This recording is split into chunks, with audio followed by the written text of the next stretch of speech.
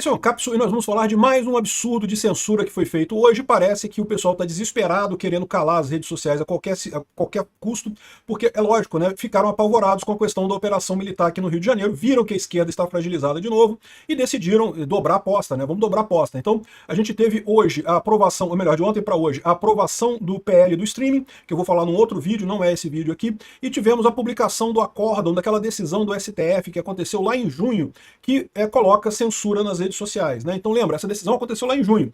O acórdão foi publicado agora. Não teve grandes mudanças não, a gente vai dar uma lida aqui para entender o que eles estão falando, mas é basicamente o que a gente já tinha de informação daquela época. A diferença é que agora a publicação do acórdão está valendo, tá? Está valendo a legislação feita pelo STF. O STF legislou.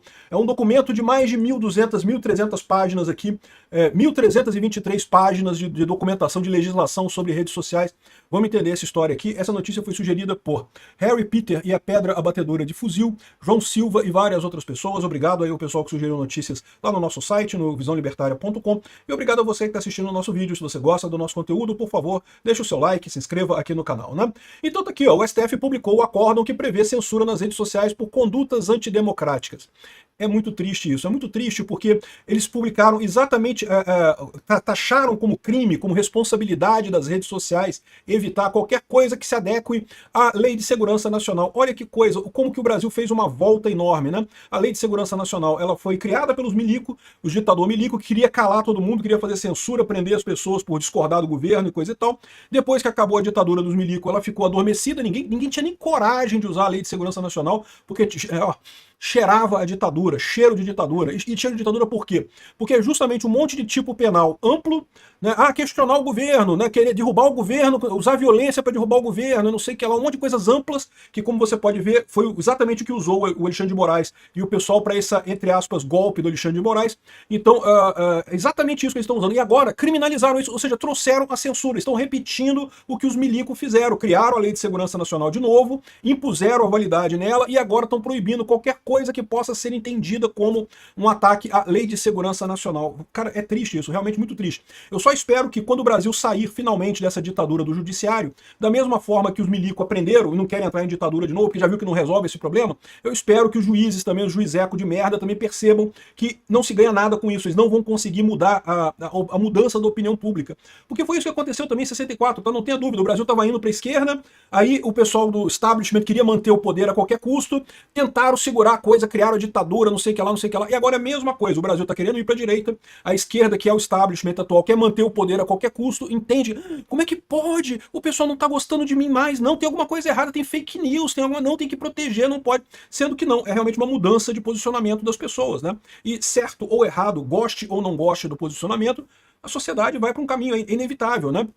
O que vai acontecer é exatamente isso. Estamos nessa ditadura do judiciário agora, que eu espero que não dure os 20 anos que duraram a ditadura dos milico aqui no Brasil, e eu espero que no final dela os juízes percebam que também eles não se ganha nada impedindo uma mudança de posicionamento político da população brasileira. Se a população brasileira quer ir para a direita, ela tem esse direito, né? Pela democracia deveria-se permitir esse tipo de coisa, né?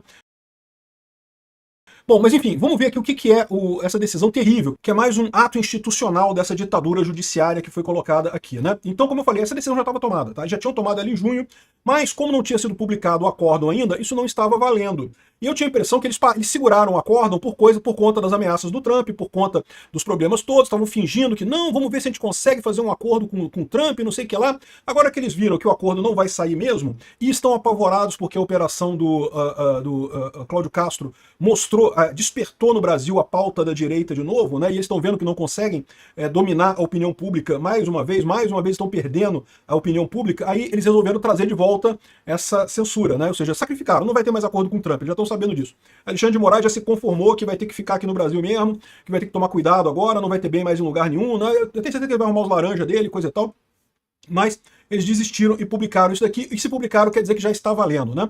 Então, olha só, o negócio todo é monstruoso, bicho, aqui. São 1.323 folhas, mas, verdade seja dita, a maior parte dessas folhas aqui é meramente a descrição das atas que aconteceram aí ao longo do tempo, né?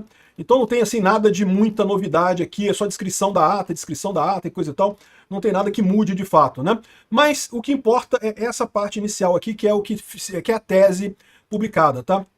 E o curioso é que você vai ver aqui, ó, que esse documento está pronto desde 26/6. Eles já tinham publicado, já tinham preparado isso daqui, estavam prontos para publicar em junho já esse documento. Só que seguraram. Seguraram por quê? Porque você lembra, foi justamente nessa época, no início de julho, que o Trump botou tarifas no Brasil e aí depois botou o Magnitsky no Alexandre de Moraes. Então eles seguraram essa coisa para ter alguma coisa de negociação. Já que já viram agora que não vai ter negociação nenhuma, então eles publicaram isso daqui, né? Então tá aqui, eu vou ler para vocês aqui. Essa primeira parte é que dá justamente a decisão final, publicada pelo Toffoli, né? Tá aqui, ó, dispositivo e tese.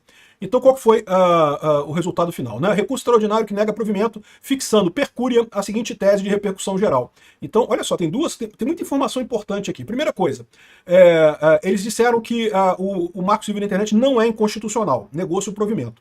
Mas fixou-se per curiam, quer dizer, por todo o STF, o que é errado, porque teve 3 ministros que votaram contra, o Nunes Marques, o André Mendonça e o Fachin, mas eles definiram que é per curiam, ou seja, todo o STF definiu essa tese aqui, e definiu como tese de repercussão geral, o que significa que é uma tese obrigatória de ser seguida por outros juízes, tá? Então, os juízes abaixo do STF estão obrigados a seguir essa tese. É quase como se fosse uma lei. Criaram uma lei. É o que eu falo. Legislaram, mais uma vez, legislaram abertamente nesse tema. Nem por que legislaram? Tá aqui, ó. Reconhecimento da inconstitucionalidade parcial e progressiva do artigo 19 do Marco Civil da Internet. Aqui, ó, o artigo 19 exige ordem judicial específica para a responsabilização civil de provedor de aplicações de internet por danos decorrentes de conteúdo gerado por terceiros. Ele é parcialmente inconstitucional. Então não declarou ele totalmente inconstitucional, mas declarou parcialmente inconstitucional. Há um estado de omissão parcial que decorre do fato de que a regra geral do artigo 19 não confere proteção suficiente a bens jurídicos constitucionais de alta relevância. Ok, mas sempre que há uma omissão do Congresso em alguma coisa, o máximo que o STF pode definir é a obrigação do Congresso de legislar aquilo. O STF já teve inúmeros casos em que o STF decretou que há omissão na lei. Mas a omissão quem tem que suprir é o Congresso. É o Congresso que faz a lei. O STF não pode fazer a lei. Só que aí eles inventaram que agora nós fizemos uma interpretação do artigo 19 do Marco Civil da Internet. Aqui, enquanto não sobrevier nova legislação, o artigo 19 do MCI deve ser interpretado de forma que... O que quer dizer isso? Esquece o que está escrito na lei, a gente está dizendo aqui o que está escrito na lei.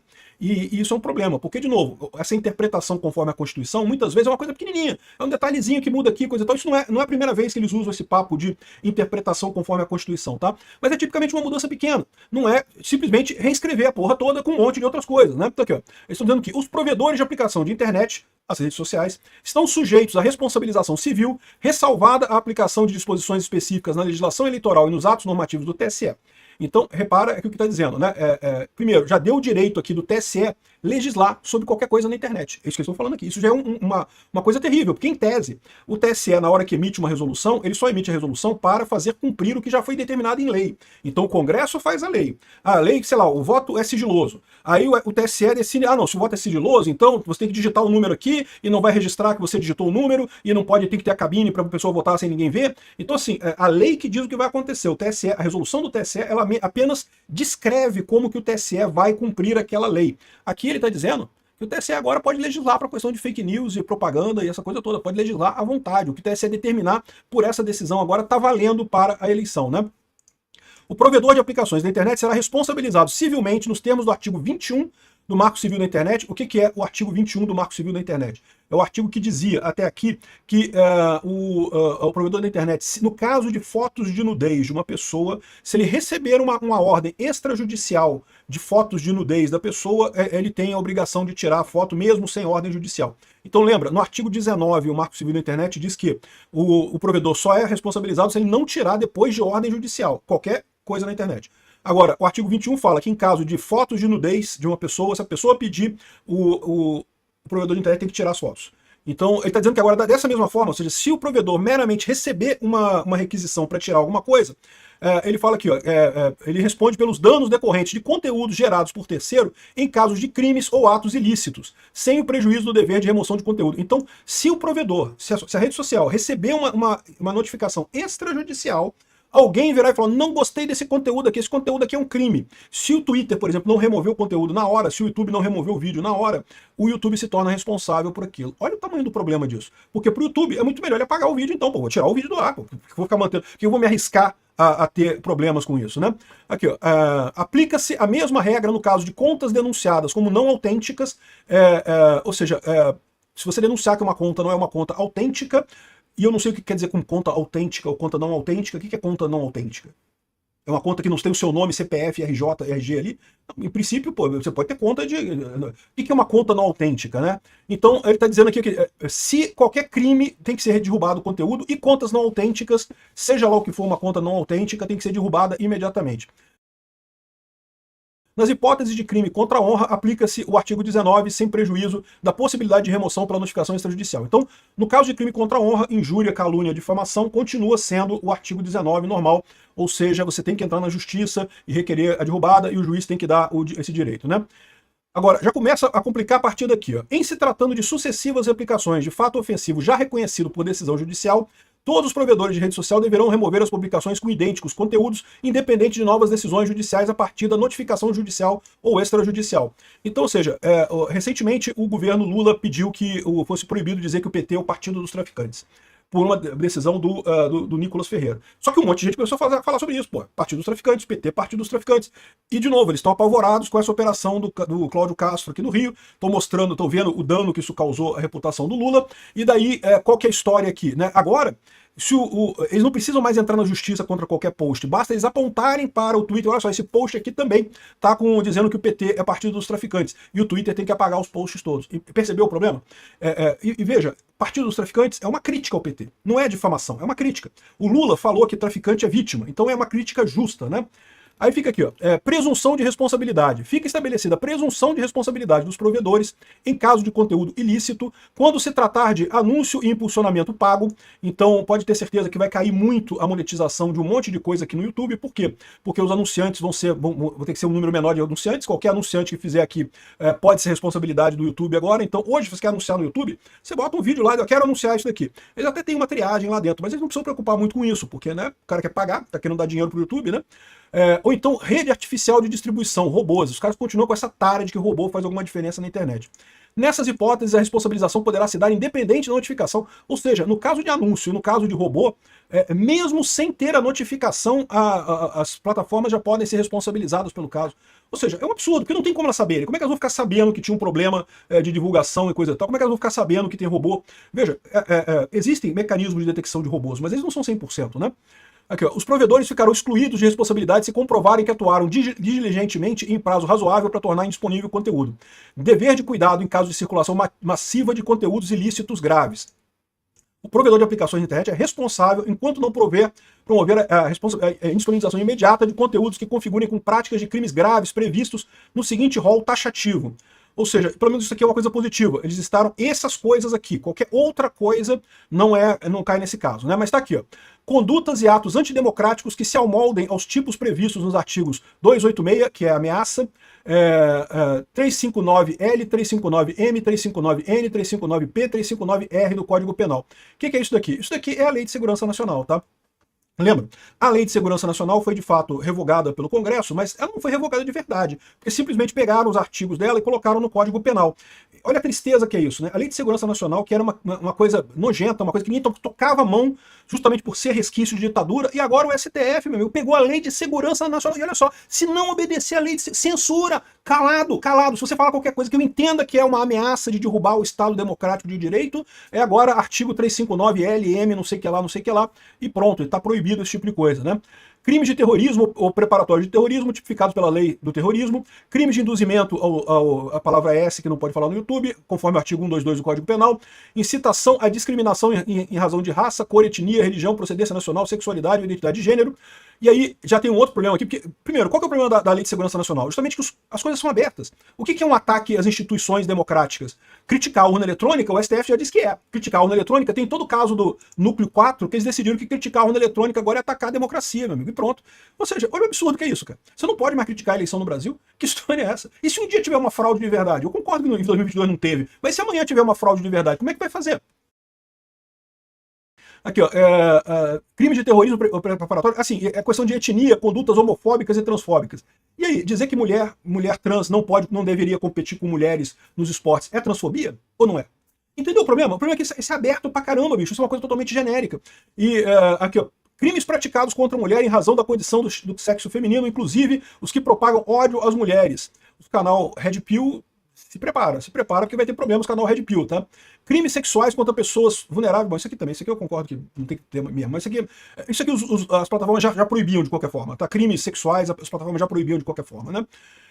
Tráfico de pessoas, responsabilidade do provedor de aplicações de internet, previsto nesse item, diz respeito à configuração de falha sistêmica. Ou seja, o que eles estão dizendo aqui é que uma falha pontual não será motivo para a responsabilização do provedor, mas se comprovar falha sistêmica, pode acontecer isso. Ou seja, o que vai acontecer aqui agora? O Alexandre de Moraes diz que não gosta de ser chamado, sei lá, de careca, aeroporto de mosquito, né? Cabeça do pau, não gosta de ser chamado dessas coisas. O Dino já falou que não gosta de ser chamado de rocambole do inferno, que não gosta de ser chamado de gordola. Então, se a gente continuar criticando eles, né? Eles podem entender que o Twitter está tendo uma falha sistêmica e aí vai ter a punição. Cara, eles fizeram uma legislação, cara. Isso aqui é legislação, eles não podem fazer isso. Isso não é interpretação conforme a Constituição. Isso aqui é uma lei. Eles botaram uma lei na porcaria da decisão deles aqui, né? Enfim, falaram que também se aplica a marketplaces e aqui, ainda tem mais aqui, deveres adicionais. Os provedores de aplicação de internet deverão editar autorregulação que abranja a necessidade de sistema de notificações, devido processo e relatórios anuais de transparência. Ou seja, eles estão determinando, é uma lei, o cara fez uma lei, assim, do nada, assim, tem um voto. O Toffoli nunca teve voto de ninguém, o Alexandre de Moraes nunca teve voto de ninguém. E eles peidaram uma lei, cagaram uma lei, tiraram do cu deles essa lei aqui. Aqui, deverão igualmente disponibilizar aos usuários e não usuários canais específicos de atendimento, preferencialmente eletrônicos, acessíveis, e não sei o que lá, não sei o que lá. Ou seja, essa é a tristeza. Isso aqui é uma coisa completamente absurda. Isso aqui mostra duas coisas importantes. Primeiro, que eles estão desesperados. Esse caso do Cláudio Castro pegou esse pessoal desesperado. Eles estavam achando que o Lula estava recuperando, que ia dar tudo certo, que a esquerda ia se eternizar no poder, que destruímos o bolsonarismo, né? Ganhamos do bolsonarismo e não sei o que lá, derrotamos o bolsonarismo e viram que não derrotaram porra nenhuma. E não tem como derrotar e não vão derrotar.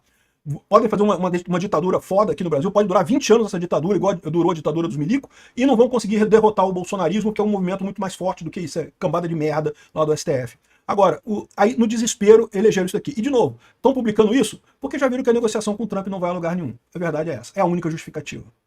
Obrigado por assistir nosso vídeo até o final. Tem alguns links para você nos ajudar aí na tela e também na descrição desse vídeo. Contribua com o nosso projeto.